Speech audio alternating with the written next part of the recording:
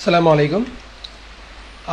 আজকে হচ্ছে JavaScript part 4 এবং এই পার্ট 4-এ আমি দেখাবো হচ্ছে এই পার্টে জাভাস্ক্রিপ্টের ফাংশন কি, একটা ফাংশন কি এবং ফাংশনটা কীভাবে ইউজ করতে হয়। ঠিক আছে, সো লেটস স্টার্ট।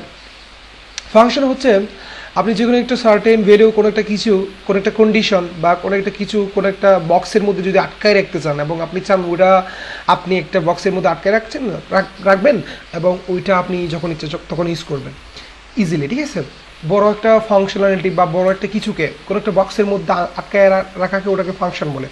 ওই ফাংশনটা বানাবেন কীভাবে সেটাই হচ্ছে কথা। তো আস্তে আস্তে আমরা যদি বানাই আমাদের মাথায় ধীরে ধীরে ঢুকবে। So let's start. আমরা মানে কীভাবে বানাতে হবে ওটা দেখি। আমাদের ফাংশন বানানোর জন্য অবশ্যই ফাংশন কিওয়ার্ডটা ইউজ করতে হবে, একটা নাম দিতে হবে। আমি দিলাম একটা নাম মাই ফাংশন, দেন অবশ্যই ফার্স্ট ব্র্যাকেট শুরু শেষ করতে হবে এবং অবশ্যই সেকেন্ড ব্র্যাকেট শুরু শেষ করতে হবে। দেন আমরা এখানে যদি কিছু একটা লিখি ওটা ফাংশনের মধ্যে কি হবে, লিপিবদ্ধ হবে, মানে একটা ফাংশনের আন্ডারে চলে যাবে। এখন যদি আমি তিনটা দিই এটা আনডিফাইন্ড দেখাচ্ছে, মানে আমি কিছু ফাংশন একটা বানাইলাম। এখন যদি এই যে ফাংশনটা যেহেতু খালি, এখন যদি আমি ফাংশনটা রান করে অবশ্যই কিছু দেখাবে না, কারণ এই ফাংশনটা খালি। ঠিক আছে, এই ফাংশনটা খালি, সেই জন্য আনডিফাইন্ড দেখাচ্ছে। এখন যদি আপনি চাচ্ছেন কোনো একটা ভ্যালু, কোনো একটা কিছু এই ফাংশনের আন্ডারে রাখতে, ঠিক আছে, সো আমি এবার দেখাই। সো সেই জন্য আপনি ফাংশনটা লিখবেন, যে কোনো একটা ফাংশনের নাম দেন। যেমন আমি একটা নাম দিলাম যে ফার্স্ট ফাংশন। দেন আমি একটা ভেরিয়েবল বা কিছু একটা লিখি, একটা ফাংশনের মধ্যে ভেরিয়েবল রাখা যায় বা কন্ডিশন রাখা যায়, যা ইচ্ছা। তো একটা ভেরিয়েবল লিখলাম যে ইনারভার। সো একটা নাম দেন হ্যালো ওয়ার্ল্ড। সো এটা লিখলাম এখানে। এখন যদি আমি ফাংশনটা এখানে শেষ করে যদি আমি এখন যদি ফার্স্ট ফাংশনটা কল করি, দেখেন কিছু করতেছে আনডিফাইন্ড। তার মানে এই ফাংশনে কোনো মান নাই। কেন মান নাই? আমরা তো একটা ভেরিয়েবল লিখে ওইটার মধ্যে আবার একটা ভ্যালু অ্যাসাইন করলাম এবং ওটা শু করার কথা। এখন একটা মানে জাভাস্ক্রিপ্টের একটা সিস্টেম হচ্ছে, বা যখন একটা ফাংশনের একটা সিস্টেম হচ্ছে, আপনি যতক্ষণ পর্যন্ত ওই মানটাকে যতক্ষণ পর্যন্ত রিটার্ন বা ইকু না করতেছেন, বা ইকু বলতে এটা পিএইচপি সিস্টেমে মানে কোনো একটা রিটার্ন, জাভাস্ক্রিপ্টের ক্ষেত্রে রিটার্ন না করতেছেন, ওইটা ওই ফাংশনের আন্ডারে যাবে না। বা এটা যদি ওই ফাংশনের আন্ডারে না যায় তাহলে এটা শু করবে না, রিটার্ন করতে হবে, এই ভ্যালুটা রিটার্ন হতে হবে, শু করাইতে হবে। ঠিক আছে, এটা এখানে কিছু হচ্ছে না, এটা শু করতেছে না, এটা হাইড হিসেবে থাকতেছে। তো সেই জন্য যেটা করতে হবে, আমি যদি ফাংশনটা এখানে আবার নিয়ে আসি, দেন আমি যদি এইখানে, ঠিক আছে, এইখানে জাস্ট লিখি যে রিটার্ন কিওয়ার্ডটা লিখলাম এবং ইনারভার যে ইয়াটা আছে আর কি, আপনার ভেরিয়েবল যেটা আমরা বানাইছি এখানে, ওইটা যদি আমরা এইখানে দিয়ে দিই, ঠিক আছে, দেন আমরা যদি ইন্টার করি আনডিফাইন্ড, দেন আমরা যদি এবার ফার্স্ট ফাংশন যেটা আছে ওইটাকে যদি কল করি, দেন হ্যালো ওয়ার্ল্ডটা শু করতেছে। ঠিক আছে, এইভাবেই মূলত ফাংশন আপনি কাজ করাইতে পারবেন। আপনি চাইলে অনেকগুলো ভেরিয়েবল নিয়ে একটা ফাংশন বানাইতে পারবেন।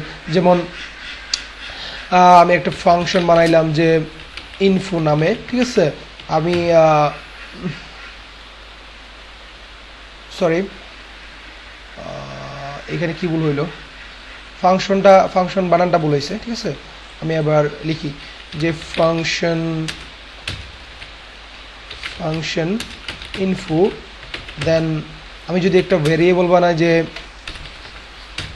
মাই নেম, লিখলাম হচ্ছে তানজিৎ। ঠিক আছে, var my pro is equal to লিখলাম হচ্ছে web developer, then my age লিখলাম হচ্ছে 23। আচ্ছা, এটা যেহেতু একটা ইন্টিজার, আচ্ছা আমি ডাটা টাইপ সম্পর্কে পরে আলোচনা করবো, এগুলোকে বলে ডাটা টাইপ। এখন বা মাই কান্ট্রি সংক্ষেপে লিখলাম হচ্ছে আপনার Bangladesh, this my country and then আমি অবশ্যই এটা যদি আমি রান করাতে চাই ফাংশনের সাথে এই ভ্যালুগুলো শো করাতে চাই তাহলে অবশ্যই এগুলোকে রিটার্ন করতে হবে। তো এগুলো রিটার্ন করার জন্য আমাদের এখন অনেকগুলো ভেরিয়েবল একসাথে রিটার্ন করার জন্য আমি একটা কাজ করে দিতে পারি যে রিটার্ন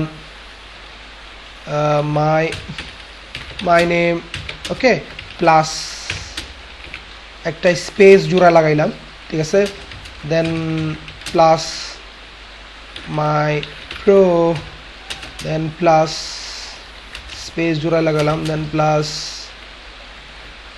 মাই এজ, দেন প্লাস স্পেস জোড়া লাগাই একটা হচ্ছে মাই কান্ট্রি, রিটার্ন করলাম। আচ্ছা সরি, এখানে কি ভুলটা হয়েছে, ভুল হচ্ছে আমি সেকেন্ড ব্র্যাকেট অবশ্যই শেষ করতে হবে, ঠিক আছে। এখানে কি ভুল হয়েছে আমাদের, অবশ্যই এই যে এইখানে আমাদের প্লাস, এই যে প্লাসটা এখানে লিখতে হবে, ঠিক আছে। সো এটার জন্য আমাদের যেটা করতে হবে অবশ্যই প্লাসটা লিখতে হবে, না হলে কিন্তু ভুল ধরবে। আনডিফাইন, এখন ঠিক আছে সব। সো আমরা এখন যদি ওই ফাংশনটা যদি রান করাই দেন আমাদের লিখতে হবে মাই ইনফো শুধু info Tanzid web developer 23 Bangladesh. এখন এইভাবে এটা শুরু করতেছে, বুঝতে পারছেন। এখন এইটাই হচ্ছে ফাংশন। এখন ফাংশনের আরও অনেকগুলো ফ্যাসিলিটি আছে যেটা আমি চাচ্ছি না এই ভিডিওতে দেখাইতে। যদি দেখাই সেক্ষেত্রে আপনাদের মানে হয়তো কেউ ক্যাচ করতে পারে নাও করতে পারে, সেই জন্য আমি চাচ্ছি নেক্সট একটা ভিডিওতে আমি কীভাবে আর্গুমেন্ট সেট করা যায়, প্যারামিটার দেওয়া যায়, মানে আর্গুমেন্ট হিসেবে আর্গুমেন্ট সেট করা যায়, মানে আর্গুমেন্টগুলোকে আপনি প্যারামিটার হিসেবে সেট করতে পারেন, কীভাবে করবেন এগুলো আমি বিস্তারিত আলোচনা করবো নেক্সট টিউটোরিয়ালে। এবং এটাই হচ্ছে মূলত ফাংশনের ফ্যাসিলিটি, অনেকগুলো ফ্যাসিলিটি আছে, নেক্সট টিউটোরিয়ালে দেখাবো পার্ট 5-এ, ঠিক আছে। চোখ রাখুন এবং আমার নেক্সট টিউটোরিয়ালগুলো পেতে অবশ্যই শেয়ার করবেন আর অবশ্যই চ্যানেল সাবস্ক্রাইব করবেন। আর ওখানে নোটিফিকেশন একটা সিস্টেম আছে, আপনি নোটিফিকেশন পেতে ওখানে একটা বাটন থাকে, বাটনে ক্লিক করলে হবে। আসসালামু আলাইকুম।